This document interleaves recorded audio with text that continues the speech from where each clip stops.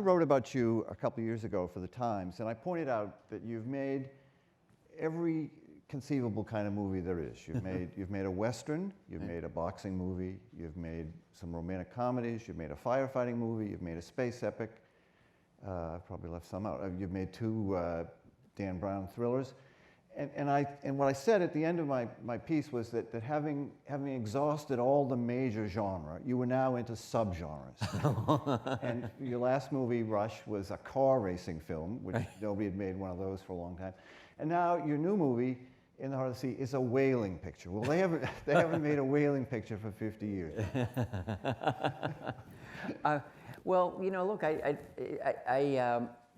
don't want to make a movie that's just like something else that somebody saw a month ago, and I'm always looking for movies more today than ever that demand to be seen on the big screen, that can transport audiences in interesting ways.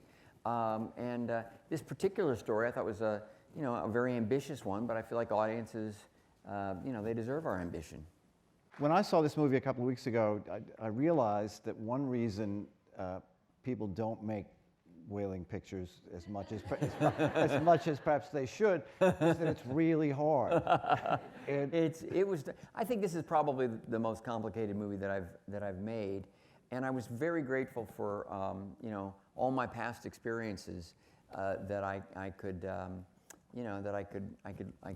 apply. Unfortunately, every movie is kind of its own animal. It takes on its own set of factors and challenges. And so in some way, you always feel like you're starting over. And I suppose that's the good news. I always say it's the medium that cannot be mastered, and that's the good news. So are you a boat guy? No. No,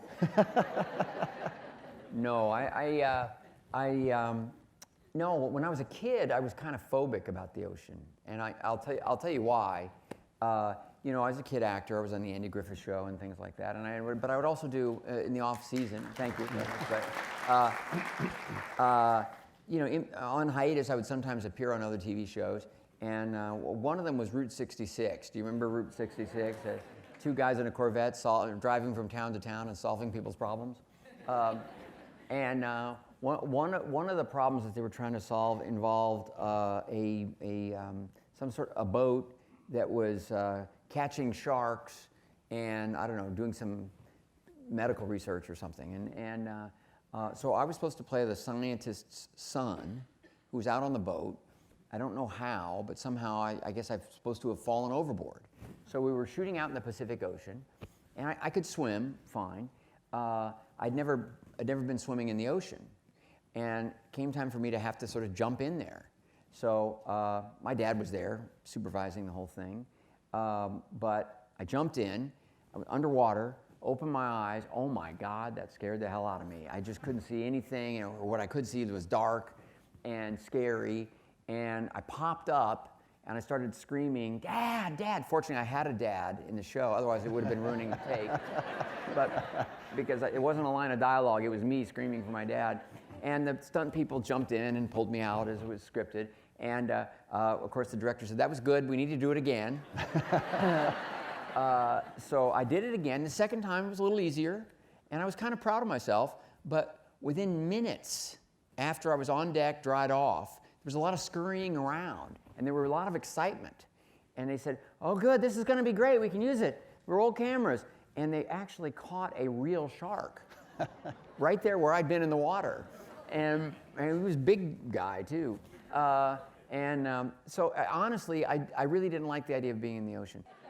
You said earlier that all movies are hard and they present their own challenges, but I'm imagining that filming on board a ship, and most of this it's got to raise the level of difficulty by a immense factor. Well, it's entirely antithetical to what you try to do when you're staging scenes and making a movie. Even if it's supposed to look spontaneous and naturalistic, even if you're using natural light and environment, you're actually trying to control things as best you can, stage it, and achieve these very particular objectives. And it's really hard to do in the ocean. And if you I think if you go at it with that in mind, you're going to be stymied, and it's going to be very expensive, and you're also not going to achieve your goals. The interesting thing about the movie is that you don't shy away from, unlike, say, the Gregory Peck movie, the John Huston movie, you don't romanticize. I mean, whaling is a kind of, you said this before, you come away from this movie knowing that whaling is a kind of grimy business. Yeah.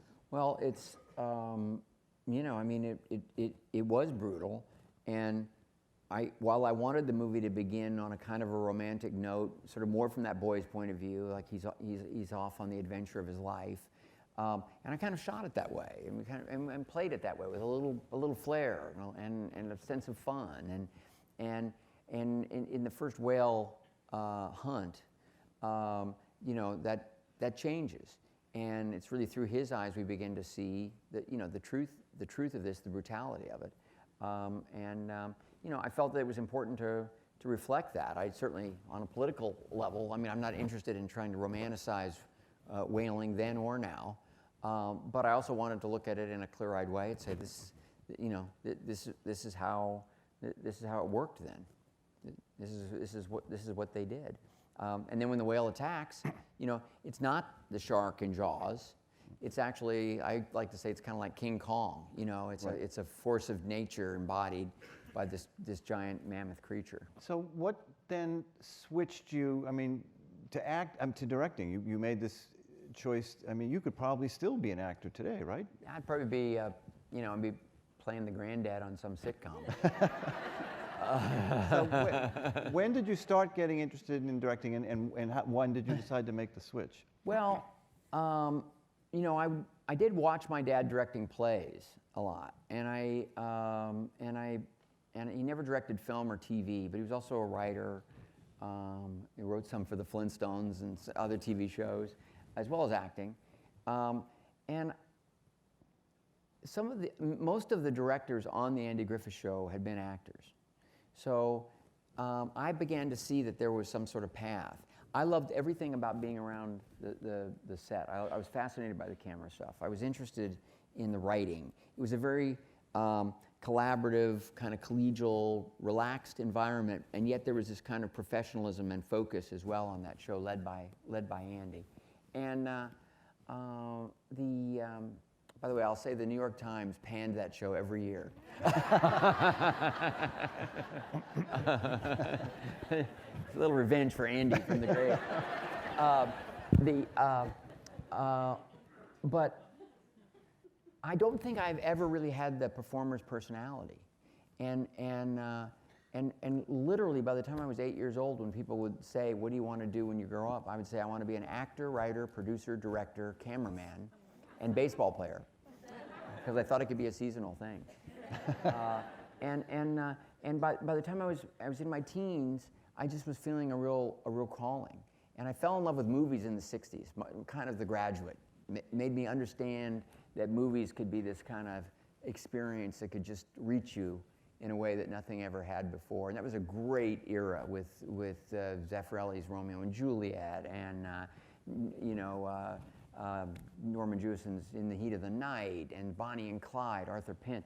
Unbelievable American movies. Well, Zeffirelli's wasn't, but great, you know, transformation in cinema at that time.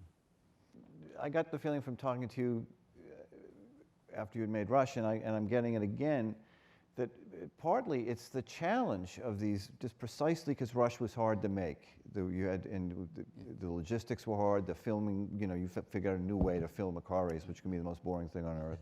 And then the same thing here, it's, you get off on doing hard stuff.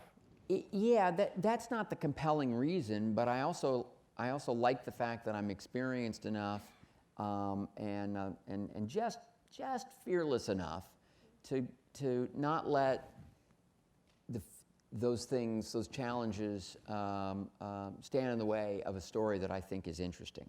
And so you know, I've got a lot of experience behind me and a lot of energy to tackle these things. And so while that combination exists in this body, you know, I want to take advantage of it.